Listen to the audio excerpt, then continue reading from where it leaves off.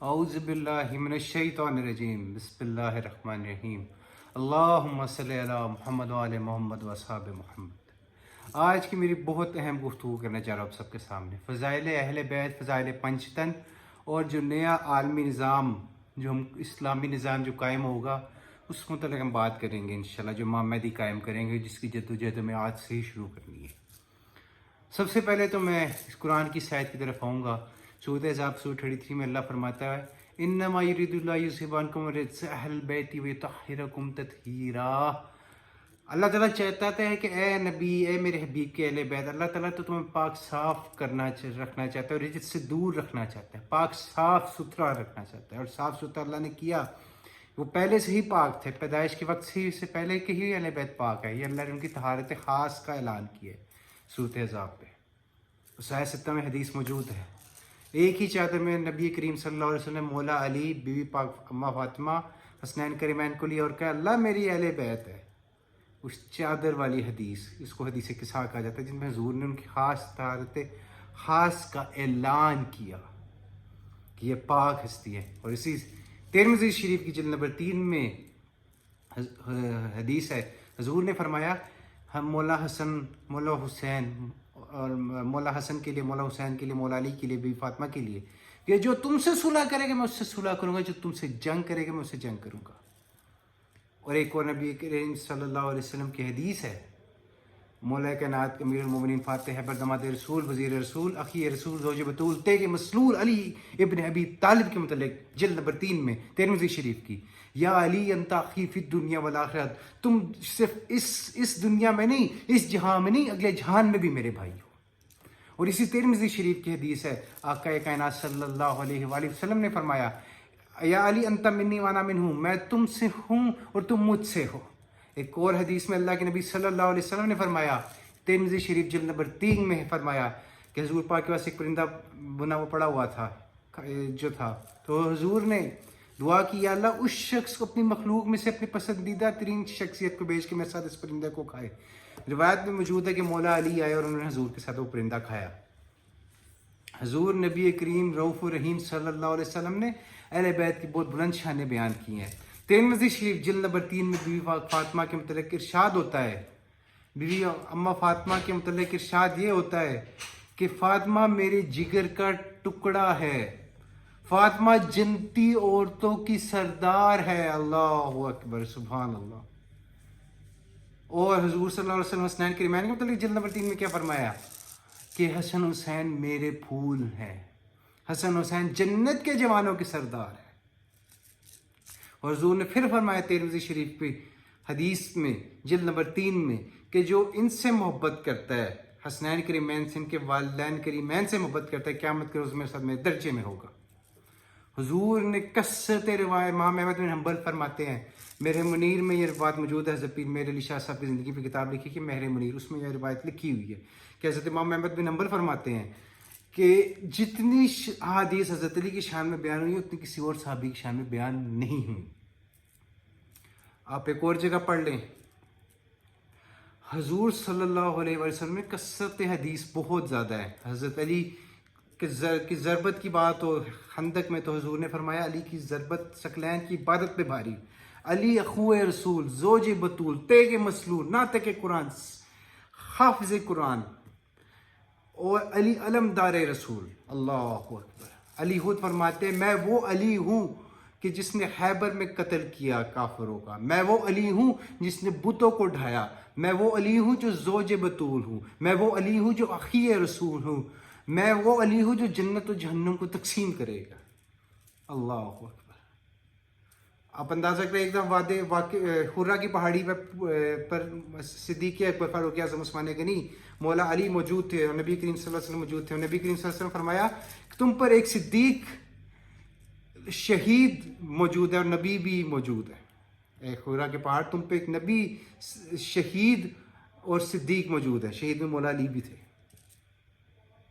میں آخر میں اپنے جو آ رہا ہوں کچھ جو میں اپنے آخر میں جو میں بتانا چاہتا تھا، پنجت پاک کی شان تو آپ نے سنی، ان جیسے کائنات میں کوئی ہستیاں نہیں ہیں، یہ کائنات کی افضل ترین ہستی، ان کا کوئی مقابلہ ہو ہی نہیں سکتا۔ آخر میں جو بتاتا ہوں، عالمی نظام چاہیے، امام مہدی جس کو نافذ کریں گے. حضور نے فرمایا کہ میرا بیٹا جو امام مہدی میری اولاد میں سے ہوں گے اور دنیا کو وہ عدل سے بھریں گے, اور وہ روایت میں یہ بھی موجود ہے وہ اسلام کو پوری دنیا پہ غالب کریں گے. ہمیں ایسا خلافت راشدہ والا نظام چاہیے جس میں حضرت علی امیر المومنین خلیفہ حضرت عمر سے ایک چادر تک کا حساب مانگا گیا. وہ حضرت عمر جو 22 لاکھ مربع بیل پہ حکومت کرنے کے باوجود اینٹ ایک درخت کے نیچے اینٹ لے کر سوتے تھے. ہمیں وہ نظام چاہیے جس میں حضرت ابو بکر صدیق خلافت راشدہ خلافہ ہونے کے باوجود لوگوں کی خدمت کریں, اور حضرت عثمان غنی خلیفہ ہونے کے باوجود لوگوں کی خدمت کریں. غریبوں پہ ظلم نہ ہو, سود نہ ہو, یہ ٹیکس کی بھرمار نہ ہو. خلافت راشدہ کا نظام ایسا تھا جس میں عدل و انصاف تھا, غریبوں کے لیے, مظلوموں کے لیے, صرف مسلمانوں کے لیے نہیں, غیر مسلموں کے لیے بھی. ایسا نظام ہمیں چاہیے جس میں عدل ہو, انصاف ہو, ظالموں کو سزائیں ہوں, سب کے لیے مواقع وسیع تر ہو, ملک خوشحال ہو, مسلمان ایک امت کے طور پر بن کے شیطانی قوتوں کا مقابلہ کریں. کہ جیسے کہ اس دور میں ہوتا تھا کہ حضرت علی نے حضرت ابوبکر عمر عثمان کے ساتھ مل کے سب نے وہ اسلام کی وہ طاقت بنائی جو تا قیامت یاد رکھی جائیں گی ان کی خدمات. حسنین کریمین نے بھی, حضرت حسین نے صرف کربلا کی جنگ لڑی. سیرت سیدنا حسین میں ابو عمر انصر رحمۃ اللہ علیہ فرماتا ہے کہ حضرت حسین نے یورپ سے لے کر افریقہ تک, یورپ سے لے کے یعنی افریقہ تک جنگیں لڑی اسلام کی خاطر.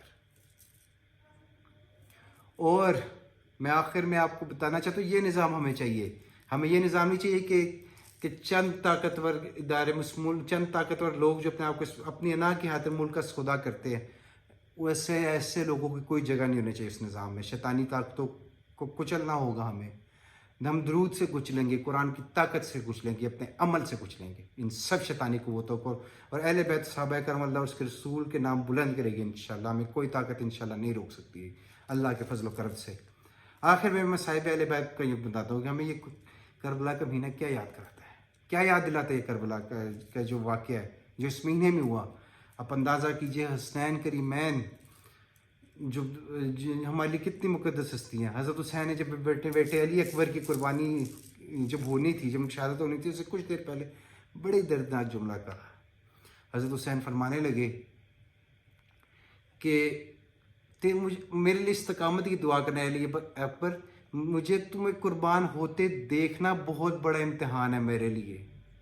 میں تمہاری قربانی میں تجھے قربان ہوتے ہی دیکھنا میرے لیے بہت بڑا امتحان ہے, اور تیری جوانی ایسی نہیں ہے کہ اسے تلواروں کے سپرد کر دیا جائے. اور دوسرا واقعہ بھی بہت ایک دردناک واقعہ, جب حضرت علی اصغر کو دفن کر دیا, 6 مہینے کے جو حضرت علی اصغر تھے شہید ہوئے, تو کچھ تحفے آئے جو ان کی بیٹی حضرت سغرا نے بھیجے تھے جو 10 محرم کو پہنچے عین شہادت کے بعد حضرت علی اصغر کی. تو ایک واقعہ موجود ہے شہید ابن شہید صاحب چشتی صاحب کی کتاب, اس میں یہ واقعہ موجود ہے. حضرت حسین نے کپڑے رکھ کر کہا حضرت علی اصغر کی قبر پہ کہ علی اصغر بہن کے تحفہ قبول کرنا. اللہ, وہ حسین جسے 12 ضربتیں مارے گی, جس گلے کو حضور پاک چومتے تھے اس گلے پہ چھری چلائے گی, اس جسم پر تیر مارے گے, نیزے مارے گے, ان ہیموں کو آگ لگائے گی جب پاک بیویاں تھیں, ان کے سروں سے چادر اتارے گی. حضرت سکینہ کے کانوں سے ان کے گوشوارے نوچ لیے گئے, انہیں تماچے مارے گئے. حضرت حسین کی لاش کو پامال کیا گیا, ان کی جسم کے ٹکڑے کیے گئے, ان کی سر کو نیزے پہ چڑھایا گیا. 6 مہینے کے لیے اس گھر کو بھی سر نیزے پہ چڑھایا گیا. غازی عباس سے علمدار کے 2 بازو کٹے, ان کے بھی جسم کو پامال کیا گیا. حضرت قاسم کی جسم کو پامال کیا گیا, ان کے سر بھی نیزے پہ چڑھایا گیا. اور حضرت اونو محمد کے ننھے منھے شہداء ان کے سر بھی نیزے پہ چڑھائے گئے. یہ کیسے بھول جائے, وہ مسلمان ہی نہیں ہے. حضرت پیر نصیر الدین نصیر صاحب فرماتے ہیں کہ اللہ کے واسطے حسین کے لیے بھی رو لیا کریں. اللہ اکبر, اس کے لیے بھی آنسو بہا لیا کریں. حضور نے بھی آنسو بہائے تھے, آپ حضور نے بھی آنسو بہائے ہیں امام حسین کی شہادت کی خبر پر. آپ ایسا نہ کریں, یہ ظلم نہ کریں لوگوں کو.